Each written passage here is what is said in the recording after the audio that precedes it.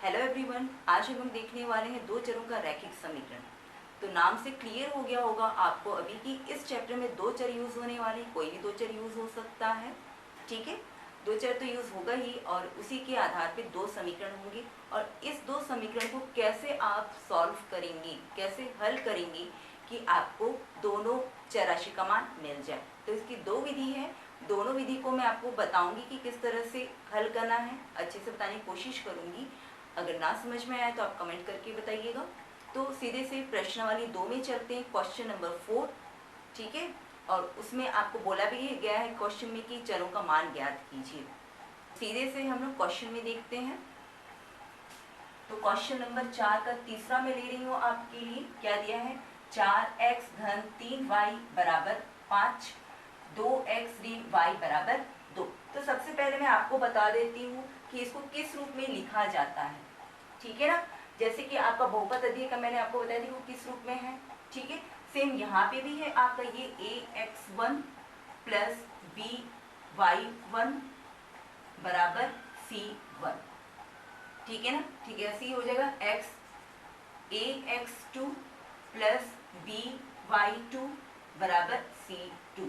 तो ये आपका समीकरण 1 है और ये आपका समीकरण 2 है। इस रूप में आपका ये समीकरण लिखा रहता है हमेशा। ठीक है ना, ये देखिएगा xy दोनों में, पर ये पहले समीकरण के लिए यहाँ पे 1 है और ये दूसरे समीकरण के लिए इसलिए यहाँ पे 2 लिखा हुआ। अब हम लोग दो विधि है, उसमें से फर्स्ट विधि का यूज करते हैं, विलोपन विधि।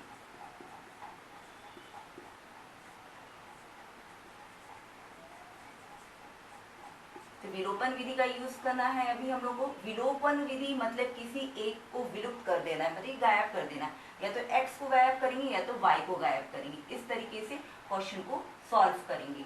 तो हम लोग देखते हैं सीधे से क्या दिया गया आपके पास में। 4x धन 3y बराबर 5, फिर 2x ऋण y बराबर 2। तो सबसे पहले ये देख लीजिए कि उनके सामने जो नंबर्स है, x या y के सामने के नंबर जो छोटे से छोटा हो। ठीक है ना, दोनों समीकरण में, एक में भी दो में भी, ये दोनों में देखना है। तो यहाँ पे 4 और 2 दिख रहा है, यहाँ पे 3 और 1। तो ये आपके लिए ज्यादा इजी पड़ रहा है, 3 और 1। ठीक है ना, तो हम लोग इसको विलुप्त करते हैं, मतलब कि y को अभी हटाने की कोशिश करेंगे। तो उसके लिए हम लोग को क्या करना पड़ेगा, अभी नेक्स्ट स्टेप में हम लोग अभी इसको यहाँ पे इसके सामने कोई अंक नहीं, मतलब 1 है, आप इसको 1 से गुणा करेंगे इस पूरे को। और यहाँ पे क्या है, 3 है, तो इस पूरे को किससे गुणा करेंगे, 3 से गुणा करेंगे। इतना समझ आया? यहाँ पे क्या किया, मैं और एक बार बता देती हूँ। y का देख रहे हैं हम लोग सामने का अंक, तो यहाँ पे 3 और 1 है, तो दूसरे समीकरण के सामने 1 है, तो वो आप 1 से गुणा कर रहे हैं।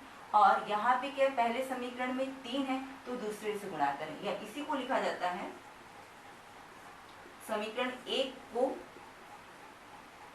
1 से व समीकरण 2 को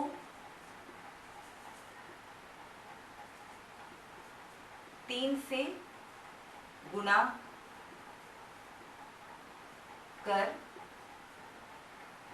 करने पर। ठीक है ना, तो अभी ये इस तरह से गुणा होगा, तो गुणा करते हैं। ये मैंने आपको यहाँ दिखाया कि किस तरह से गुणा हो रहा है, और उसी को अभी मैं डायरेक्ट करूंगी। तो 1 से इसको अभी गुणा करेंगे तो कोई परिवर्तन नहीं रहेगा, ये वैसा ही रहेगा, कुछ भी परिवर्तन नहीं हुआ 1 से गुणा करने पर अभी यहाँ पे हम लोग 3 से गुणा करेंगे, तो 3 दूनी कितना हो गया, 6x धन ऋण ऋण। ठीक है, 3 गुणित y 3y।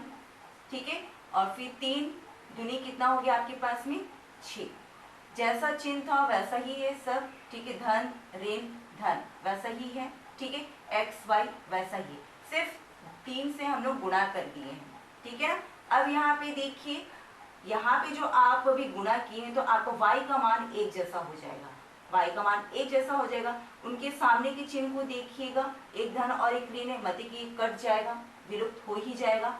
तो वहां पे एक चीज और ऐड करनी पड़ेगी आपको कि समीकरण 1 व 2, समीकरण 1 को 1 से व समीकरण 2 को 3 से गुणा कर क्या करेंगे, जोड़ने पर।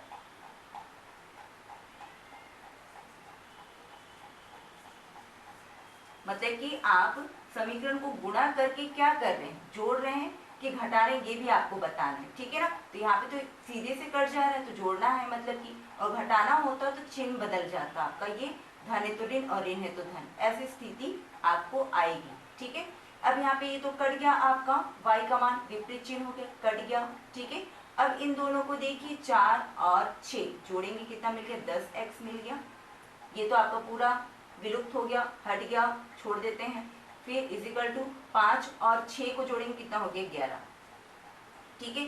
x का मान ज्ञात करना है, इन दोनों के बीच कोई चिन्ह मतलब कि गुणा है, अभी 10 दूसरी ओर चला जाएगा, मतलब कि 10 का अभी जगह बदल रहा है, अभी ये धन था, धन तो धन ही रहेगा, पर गुणा में था तो क्या हो जाएगा, ये भाग में चला जाएगा, ठीक है। इनके मध्य अगर कोई चिन्ह रहता धन, तब ये धन से ऋण होता, पर यहाँ पे गुणा में है तो दूसरी ओर जाएगा तो भाग में जाएगा, ये याद रखिएगा।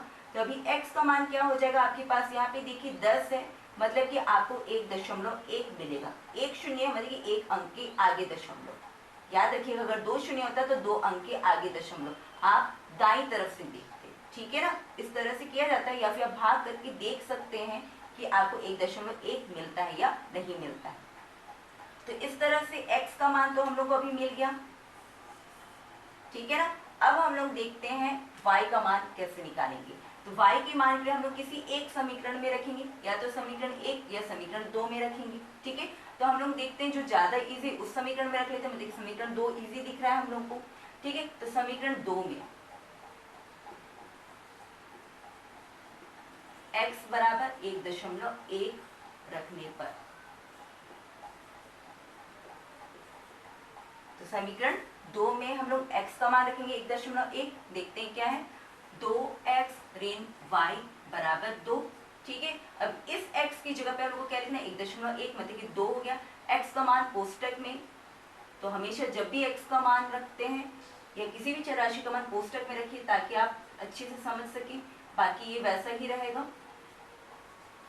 कोष्टक में रख दिया मतलब कि गुणा होगा, गुणा करेंगे, आपको दिख रहा है ये 11, एक तरह से अगर दशमलव हटा दिया जाए तो, ठीक है ना, दशमलव हटाएंगे तो ये 11 है, मतलब कि 2 गुणित 11 कितना होता है, 22 होता है, 22 लगा दिए। अब यहाँ पे देखिए एक अंक के आगे दशमलव, तो एक अंक के आगे दशमलव लगा दिए, आपको 2.2 मिलेगा। फिर ऋण y बराबर क्या हो गया, 2, ठीक है। अब हम लोग को y का मान ज्ञात करना है, देखिए यहाँ पे जो y है वो ऋण में है, इसकी जगह अगर बदली होगी तो धन हो जाएगा, तो सीधे से हम लोग y को दाईं ओर ले जाते हैं और इस 2 को इधर ले आते हैं, तो ये धन था तो ये ऋण हो गया, ठीक है, और ये 2.2 आपका वैसा ही है। y का मान निकालना है, अब हम लोग को घटाना है, अभी क्या से किसको घटाएंगे, 2.2 में हम लोग 2 को घटाएंगे। तो आप सोच रहे कि मैंने 2 को इस बाईं तरफ क्यों लिखा है, दाईं तरफ क्यों नहीं लिखा, तो इसका भी कारण है, आप जानते हैं कि जब किसी भी अंक में कहीं पे भी दशमलव नहीं लगा है, मतलब कि दशमलव आपका दाईं तरफ लगता है और उसके बाद शून्य लिखते हैं। आप देखेंगे कोई सा भी सामान जब खरीदते होंगे तो उसमें कई बार प्राइस लिखा रहता है, जैसे कि 10 रुपये लिखा है या 5 रुपये लिखा है तो 5.00, लेस कुरकुरे कुछ भी खरीदते हैं या कोई सा भी छोटा सामान, उसमें प्राइस लिखी रहती है, आप देखिएगा, ठीक है, दशमलव करके 0.00 लिखा रहता है, पर देते कितना है, 500 रुपये देते हैं, नहीं देते हैं ना, 5 रुपये देते हैं, ठीक है। दशमलव के आगे के अंक, बाईं और जो अंक है उसको देते हैं आप, तो सेम वही चीज हो रही है यहाँ पे भी, ठीक है। तो यहाँ पे क्या करेंगे, इसको क्या लिखेंगे, 2.0, ठीक है। अब इसको घटाते हैं हम लोग, 2 शून्य कितना होगा, 2 हो जाएगा, ठीक है, क्योंकि यहाँ पे कोई परिवर्तन नहीं होने वाला। अब यहाँ पे देखिए 2 में 2 घटाए मतलब कि आपका 0 हो गया, और दशमलव जहाँ पे था उसको वहीं पे लगा दिए, तो इस तरह से हम लोग को कितना मिला आंसर, 0.2 बराबर y, ठीक है। मतलब y का मान कितना मिला है, हम लोग को 0.2 मिला है, तो ये आपके y का मान है, ठीक है। तो ये था आपका विलोपन विधि। अब इसी तरह से हम लोग प्रतिस्थापन विधि भी बना के देखते हैं, सेम क्वेश्चन से ही हम लोग अभी क्या करने वाले हैं, प्रतिस्थापन विधि से क्वेश्चन को हल करेंगे, आप देखिएगा सेम आंसर आएगा, ठीक है।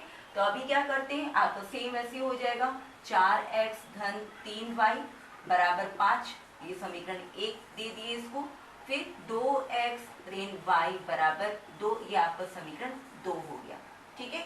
समीकरण 1, 2 मिल गया। अब प्रतिस्थापन मतलब कि आप किसी एक समीकरण को लेके एक नया समीकरण बनाएंगे उसको प्रतिस्थापित करके, ठीक है। तो जैसे कि मैं समीकरण 2 को लेती हूँ, ज्यादा आसान दिख रहा है इसीलिए, ठीक है। तो समीकरण 2 से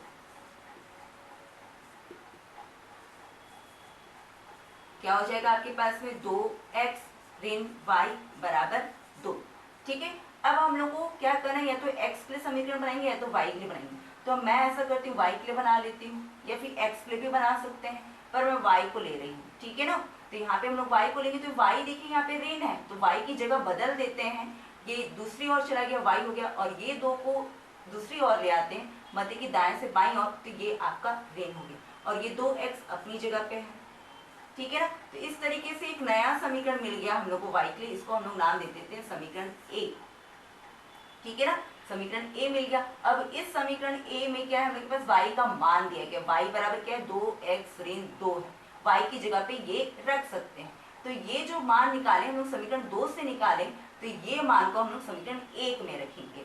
ठीक है ना, तो समीकरण 2 में, सॉरी 2 नहीं 1 में y बराबर 2x ऋण 2 रखने पर, ठीक है, अभी हम लोग मान रख देंगे। तो पहले क्या समीकरण इसको लिखते हैं, क्या है 4x धन 3y बराबर 5 हो गया। y की जगह पे मान रखते हैं, मतलब कि 4x वैसे ही रहेगा, धन 3 वैसे ही रहेगा, इस y की जगह पे 2x ऋण 2 बराबर 5 हो जाएगा। ठीक है, 4x आपका पहला पद वैसे ही रहेगा। अब ये देखिए गुणा होगा, 2 3 दूनी 6x धन ऋण ऋण हो गया, 3 दूनी 6, ठीक है, बराबर 5, इतना आपको मिलेगा। ठीक है ना, अब यहाँ पे देखिए आप 4x 6x कितना हो गया 10x मिल गया। ठीक है, ऋण 6 बराबर 5, ठीक है, इतना आपको मिला। सिर्फ मैंने इतना ही हल किया अभी तक, सिर्फ इसको। ठीक है, अब यहाँ पे देखिए ये 6 इसके साथ हल नहीं हो सकता, इसको दूसरी ओर ले जाएंगे, मतलब कि क्या हो गया 10x बराबर ये 5 अपनी जगह पे, ये कक्षांतर हो रहा है, ऋण है, क्या हो गया धन हो गया। ठीक है ना, प्लस हो गया ना, माइनस से प्लस हो गया। अब देखिए x इज इक्वल टू कितना हो गया 5 और 6 जोड़ने पर 11 हो गया, और 10 यहाँ पे अभी गुणा में था, दूसरी ओर गया तो भाग में। आपको मैंने पहले भी बताया था कि एक शून्य है, मतलब कि एक अंक के आगे दशमलव लग जाएगा। तो यहाँ पे आप देख सकते हैं कि हम लोग को x का वैल्यू वही मिला है। ठीक है ना, 1.1। अब हम लोग को y का मान ज्ञात करना है, तो आप देख सकते हैं कि समीकरण a जहाँ पे y का मान दिया गया है, तो यहीं पे हम लोग रख देंगे मान सीधे से। क्या करेंगे अभी हम लोग समीकरण a से, सॉरी समीकरण a में x बराबर 1.1 रखने पर,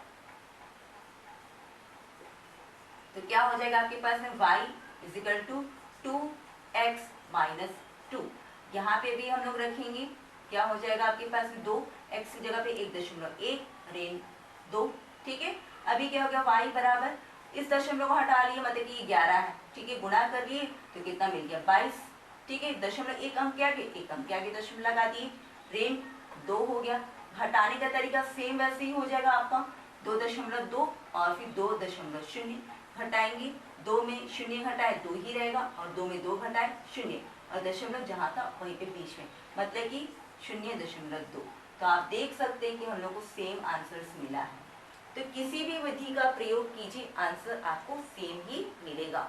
तो इस तरह से जितने भी आपके दो चर वाली जो राशियां हैं उनका समीकरण का हल इस तरह से किसी भी विधि का प्रयोग करके आप कर सकते हैं।